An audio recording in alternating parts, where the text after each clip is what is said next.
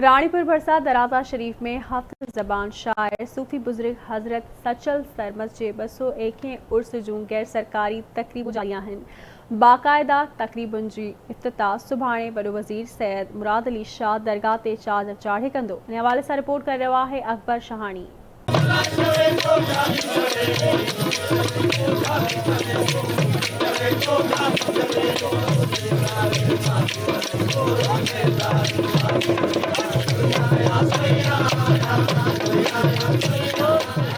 सिंध जे सरमोड़ सूफ़ी बुज़ुर्ग हफ़्त ज़बान शायर हज़रत सचल सरमस्त जे 201 उर्स मुबारक जूं गैर सरकारी तकरीबूं दराजा शरीफ में शुरू थी वयूं आहिनि। दरगाह जे सजादा नशीन ख्वाजा अब्दुल हक जे भाउ ख्वाजा नज़रुल हक फारूकी सूफ़ी संग ऐं सरमस जमायत जे सवें मुरीदनि सां गॾु दरगाह ते हाज़िरी भरी मज़ार खे उर्के गुलाब जे पाणीअ सां गुस्ल ॾेई 201 उर्स मुबारक गैर सरकारी तकरीबुनि जो इफ़्तिताह कयो। उन मौक़े ते सूफ़ी फ़नकारनि तरफ़ां सुंग पिणु पेश कयो वियो। उर्स जे हवाले सां सरकारी तकरीबुनि जो आगाज़ सुभाणे वज़ीर आला सिंध सैयद मुराद अली शाह मज़ार ते चादर चाढ़े कंदो। उर्स जे हवाले सां सिंध जे कुंड कुर्च खां सवें मुरीद अक़ीदतमंद ऐं सरमस्त जमायत जा मुरीद दराजा शरीफ पहुतल आहिनि, जंहिं हवाले सां रेंजर्स पुलिस तरफ़ां सिक्योरिटीअ जा सख़्त इंतज़ाम कया विया आहिनि। ऐं हिते मुख़्तलिफ़ शयुनि जी कमी नज़र अचे पई। सचल यादगार कमेटी खे ऐं जेको आहे सो डिस्ट्रिक्ट इंतज़ामिया खे रिक्वेस्ट कंदो ऐं सिंध गवर्नमेंट खे रिक्वेस्ट कंदो, ख़ासि तौर मुराद अली शाह खे त साईं हिन रोज़े जे जेको आहे सो नई इफ़्तिताह लाइ कुझु इनिशिएटिव वठो।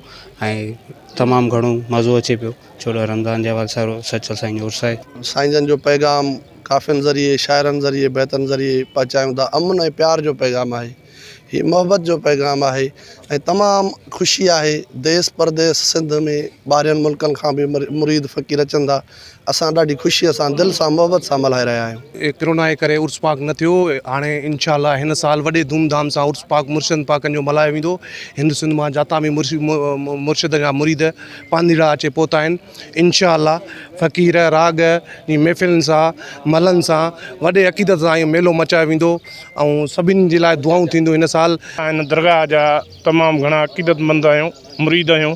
असांखे वॾी ख़ुशी थी आहे जो 2 सालनि खां पोइ हीउ मेलो शुरू थियो आहे। तमामु ख़ुशी आहे, असांजे ईद जो समय आहे। सुभाणे गैर सरकारी तकरीबुनि जो इफ़्तिताह कयो वेंदो, जंहिं बैदि समा हाल में एवार्ड तकरीब मुनक़द कई वेंदी ऐं सुघड़ कॉन्फ्रेंस पिणु मुनक़द कई वेंदी। जंहिं बैदि सुभाणे राति म्यूज़िकल कॉन्फ्रेंस मुनक़द कई वेंदी, जंहिंमें सिंध जा नालेवार फ़नकार फ़न जो मुज़ाहिरो कंदा।